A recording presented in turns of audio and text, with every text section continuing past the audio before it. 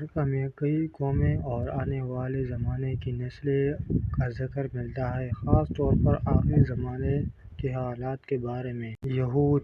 نبی کریم علیہ السلام نے فرمایا کہ آخری زمانے میں مسلمان اور یہود کے درمیان جنگ ہوگی۔ تم یہودیوں سے ضرور جنگ کرو گے، یہاں تک کہ پتھر بول اٹھے گا، اے مسلمان، میرے پیچھے یہودی چھپا ہوا ہے، آؤ اسے قتل کرو۔ عیسائی۔ روم سے مراد اس وقت کی عیسائی سلطنت۔ آج کے دور میں یورپی عیسائی اقوام بھی اس کے ضمن آتے ہیں۔ تم رومیوں سے صلح کرو گے، پھر تم وہ ایک تیسری قوم سے لڑے گا جس میں تمہیں فتح ہوگی۔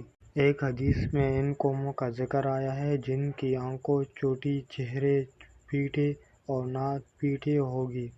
عالم نے ان سے مراد وسطی ایشیائی قومیں ترک، تاتار، منگول لی ہے۔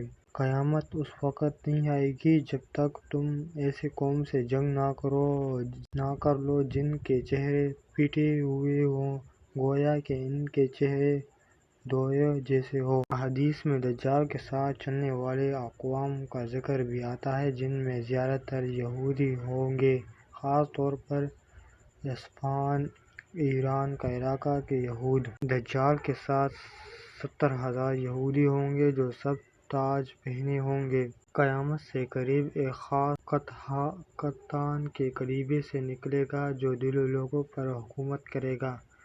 قیامت اس وقت تک نہ آئے گی جب تک قطعین کا ایک شخص نہ نکلے جو لوگوں کو اپنی لاٹھی سے ہینکے گا۔